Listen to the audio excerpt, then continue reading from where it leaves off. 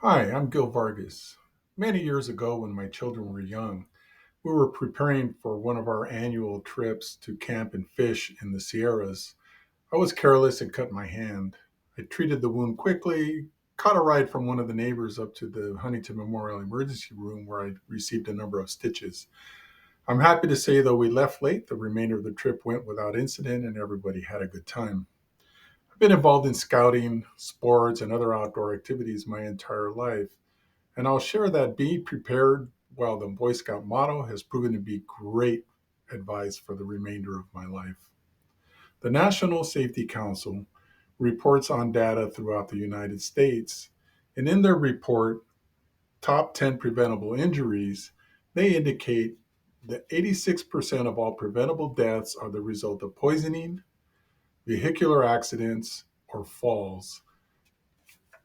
The Center for Disease Control, a U.S. agency known as CDC, in their archive report, Premature Deaths from Each Cause, estimates that 37,000 lives could be saved each year by some modified behavior. Getting trauma treatment training could be part of that modified behavior. I'm going to share more about preventable deaths and how every person here today could be part of that solution. CDC in their web data indicates that there were 18,357 preventable deaths in California in 2020, the latest year for which data is available. The deaths included people of all age groups, children who had accidents on the playground, people who experienced accidents at home, workers who had accidents on the job site or the workplace, travelers in vehicular accidents, and people engaged in sports and outdoor activities rake up the remainder of those.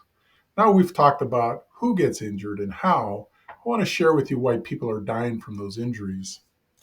The National Institute for Health reports that bleeding caused by trauma injury was the number one cause of preventable death in the United States for people ages 1 to 46. And while as a high ranking factor in other age groups, one of the reasons is that a person could bleed to death in 5 minutes or less, well before an ambulance can arrive. And the majority of the US population just doesn't have training in trauma treatment.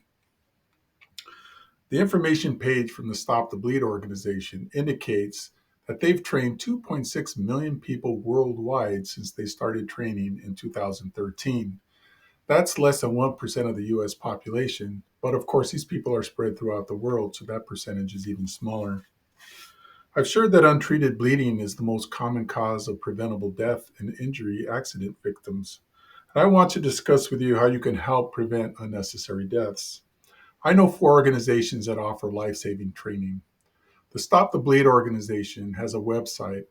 On the website, I found a class finder that found a class for me this week 5 miles away in Highland Park for only $58. The training would take about 2 hours. There's an online option available as well. They do offer free courses somewhere else, but not close by. The American Red Cross offers online and in person training as well. They're all over LA County. If you take the online version, it's available 24 hours a day. It's available for anywhere from $37 to $100, and training takes anywhere between 1 and 4 hours. The gunshot lifesavers have a training that takes 2 hours, is $20 a person, but you have to have 10 people guaranteed in order to schedule a course. And last but not least, we have National CPR Foundation, which offers only CPR training. They're only online, but it's $21 and it is available 24 hours a day. Handouts are available for all these organizations at each of the exits. I encourage you to take one of those with you today. Spend some time later finding a class that meets your schedule. There were over 18,000 preventable deaths in California in 2020. Bleeding was the number one cause of preventable death amongst them, and training is convenient and relatively inexpensive. I propose by completing trauma treatment training, you can be prepared to help save a life should the moment present itself. So I want to leave you with this simple question. Would saving the life of your parent, your child, your sibling, or even your best friend be worth a few hours and $100? Thank you for your time.